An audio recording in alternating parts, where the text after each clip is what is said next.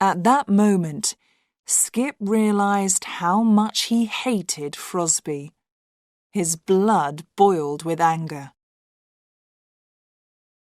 Edward Skip Skipperton spent most of his life feeling angry. It was his nature. When he was a boy, he had a bad temper. Now, as a man, he was impatient with people who were slow or stupid. He often met such people in his work, which was to give advice on managing companies.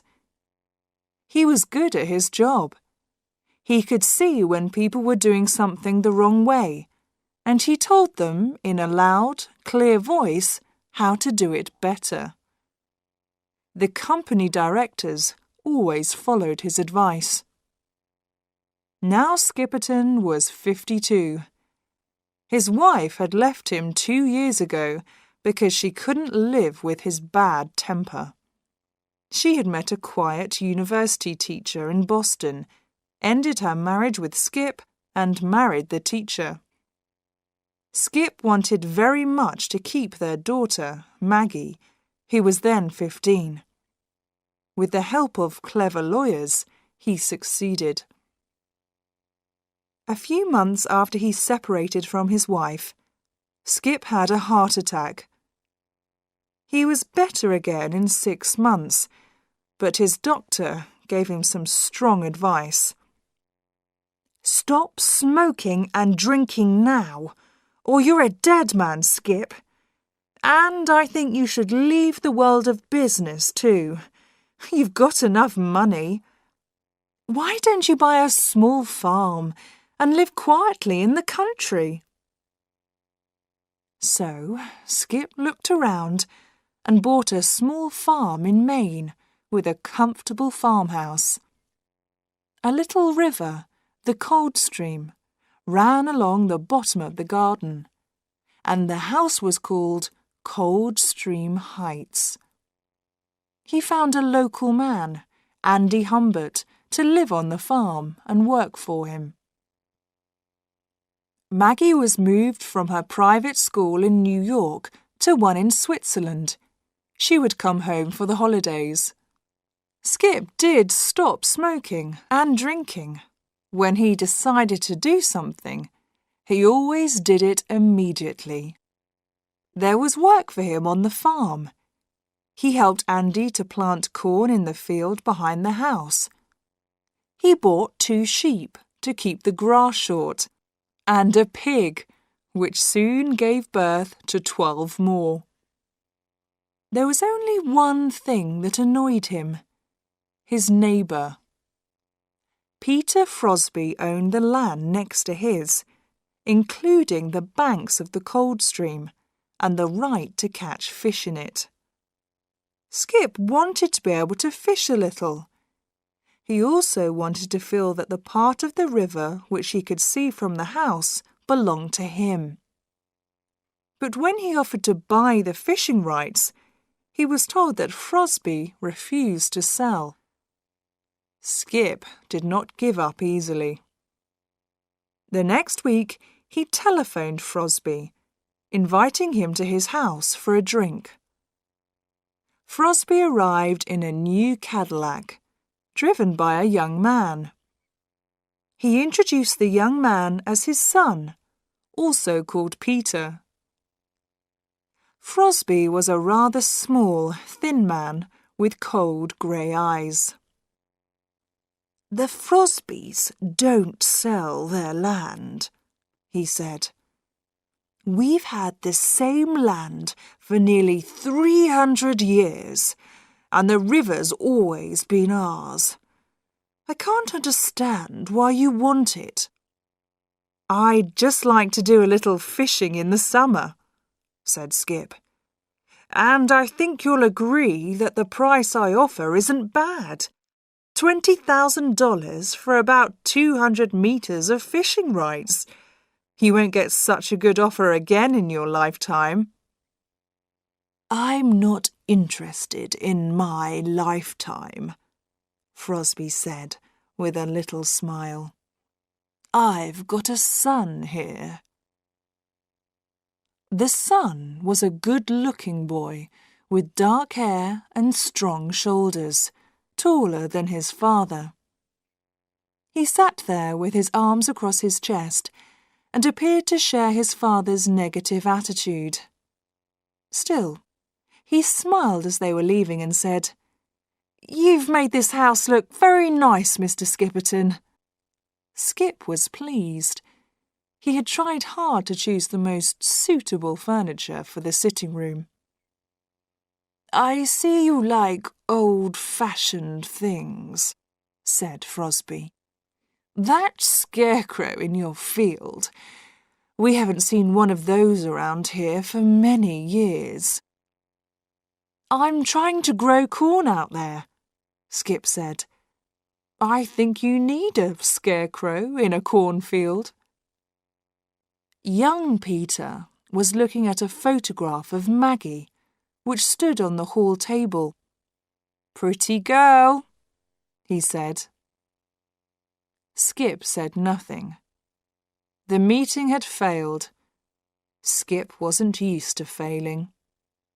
He looked into Frosby's cold grey eyes and said, "I've one more idea. I could rent the land by the river for the rest of my life, and then it goes to you, or your son.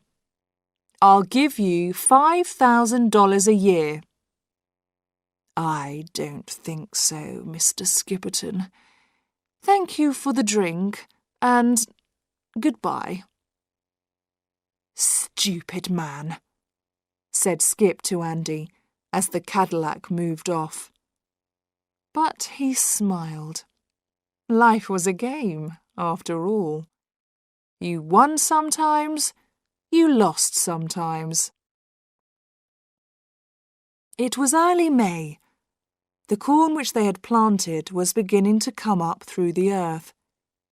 Skip and Andy had made a scarecrow from sticks joined together.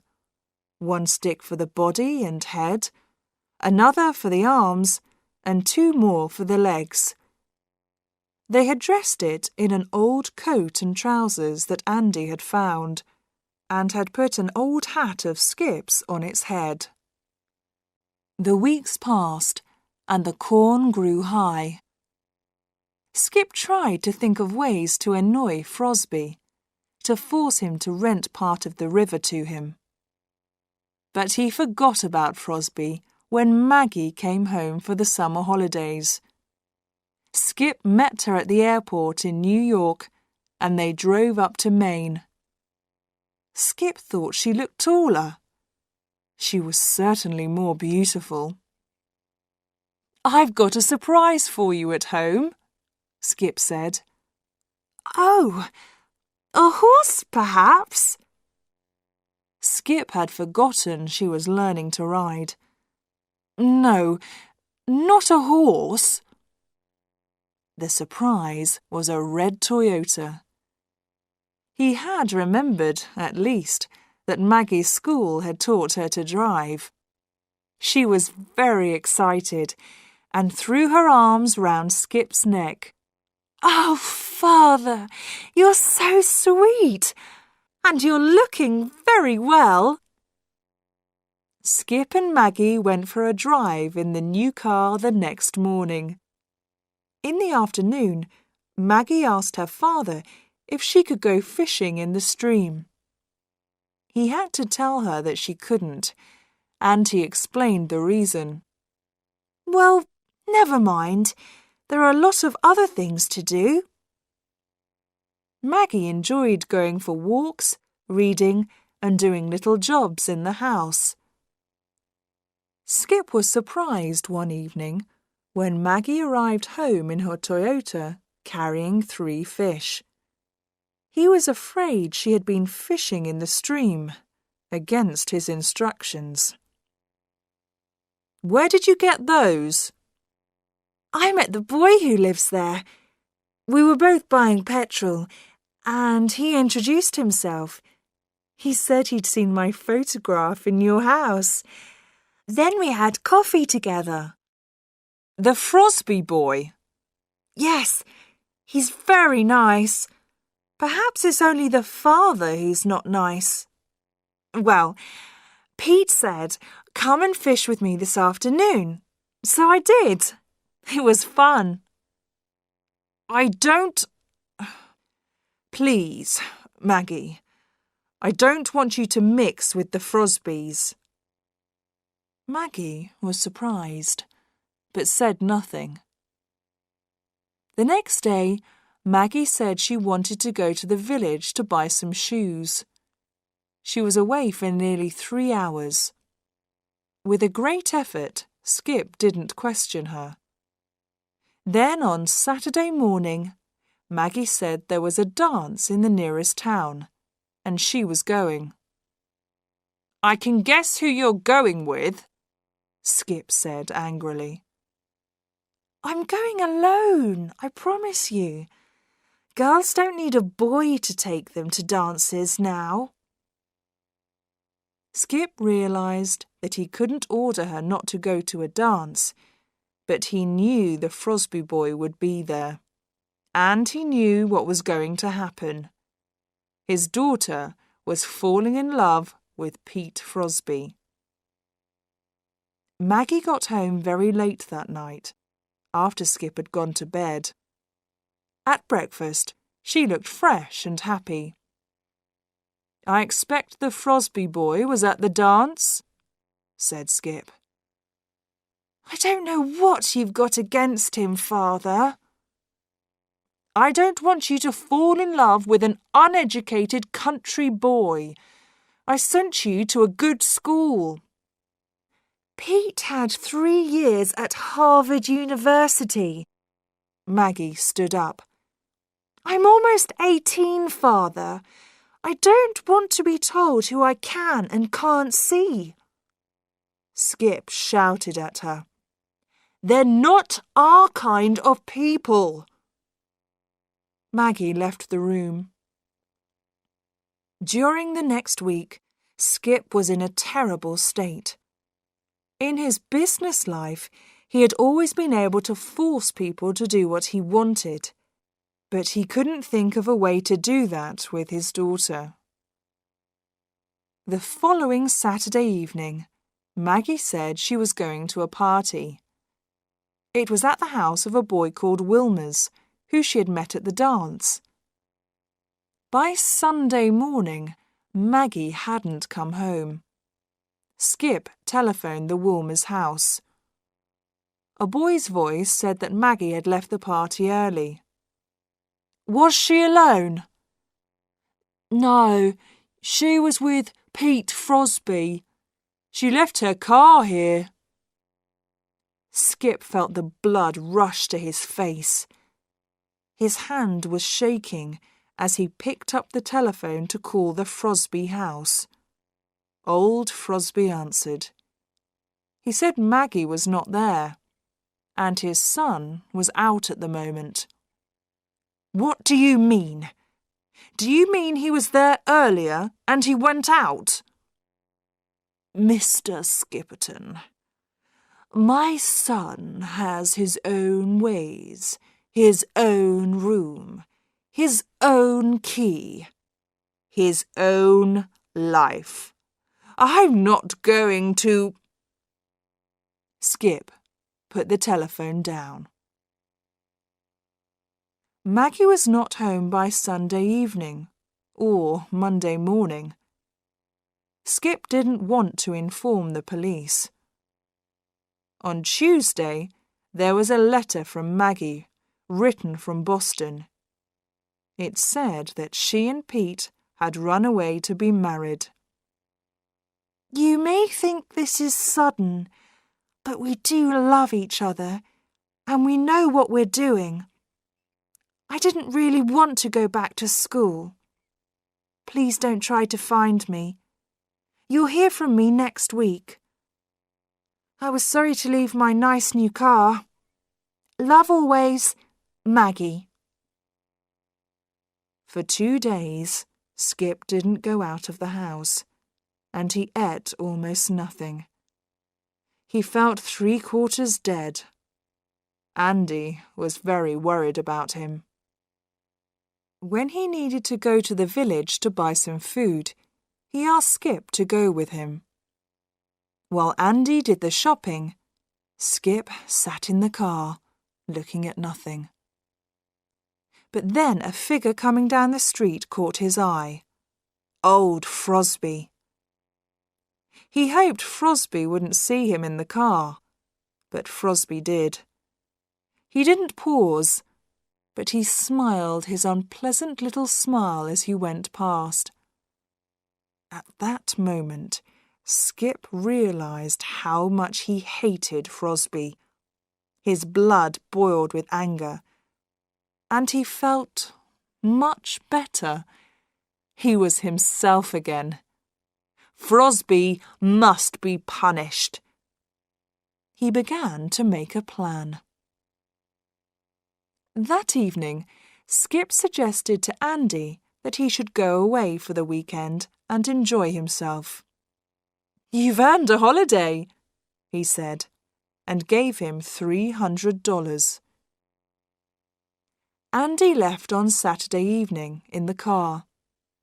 Skip then telephoned old Frosby and said it was time they became friends. He asked Frosby to come to Coldstream Heights again. Frosby was surprised, but he agreed to come on Sunday morning at about 11 for a talk. He arrived in the Cadillac alone. Skip acted quickly. He had his heavy gun ready, and as soon as Frosby was inside the door, he hit him on the head several times with the end of the gun, until Frosby was dead. He then took off his clothes and tied an old cloth round the body. He burned Frosby's clothes in the fireplace and hid his watch and rings in a drawer. Then Skip put one arm around Frosby's body and pulled him out of the house and up the field to the scarecrow. The corn had already been cut.